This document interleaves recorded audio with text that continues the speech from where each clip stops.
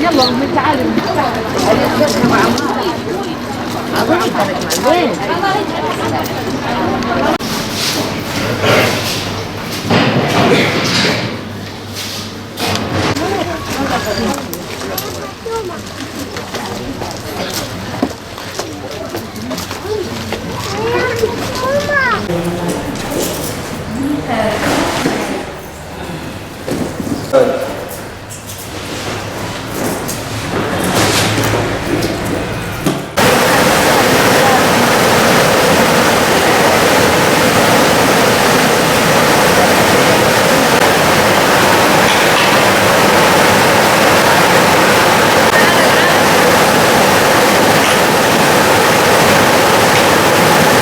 مطبخ الفردوس الإغاثي للأيتام تأسس عام 2018.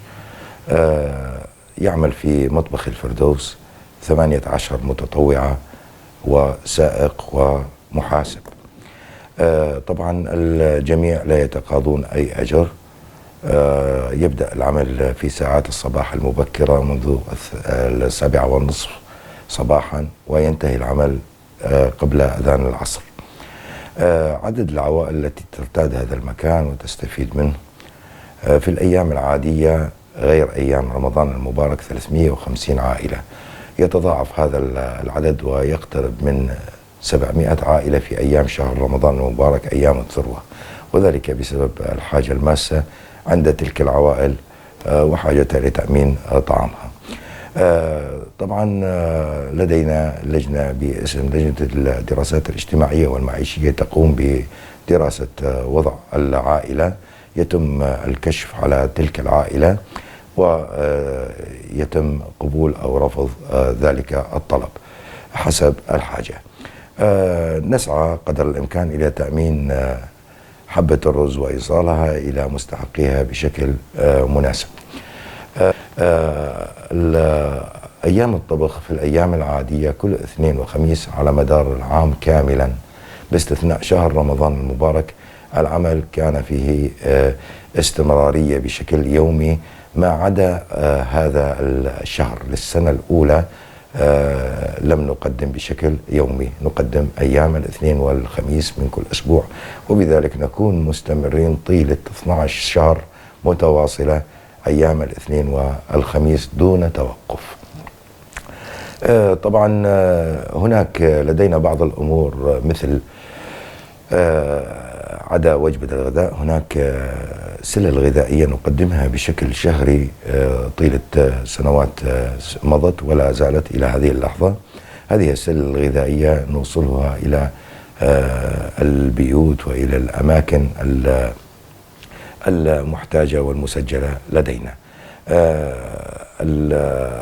السلة الغذائية الواحدة تكون متضمنة على المواد الأساسية مثل الرز أو البرغل، دبس البندورة، المعكرونة، العدس، قد يتواجد معها الزيت، قد تتواجد الحلاوة أو الزعتر.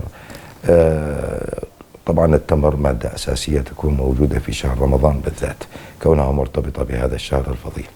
طبعا القائمين على هذا العمل أو الداعمين الأساسيين، الركيزة الأساسية لهذا العمل هم إخوتي في المغترب، أصدقائي وأصدقائهم ومعارفنا، وأيضا هناك الجار وهناك الصديق وهناك ابن المدينة الذي يريد أن يقدم شيء لأبناء مدينته. كل هؤلاء نقدم لهم التقدير والشكر والاحترام على مواقفهم النبيلة تجاه أهلنا في هذه المدينة. طبعا احنا عدد من المتطوعين يتكون من 7 شباب و8 نساء طباخات. عدد العائلات المستهدفة من الفقراء والأيتام 250 عائلة مسجلة لدينا، عدا أن إذا زاد من الطبخ نوزعه على الغير مسجلين.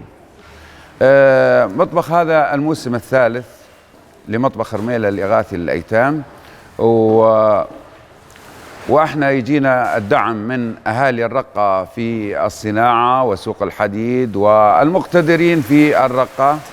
وهذا العام أتانا تجمع مقتدري الرقة، ساعدنا في بعض الأيام وما زال يساعدنا، وإن شاء الله يكون يكتب أجرنا وأجر الجميع وأجر كل من يساهم في هذا المطبخ.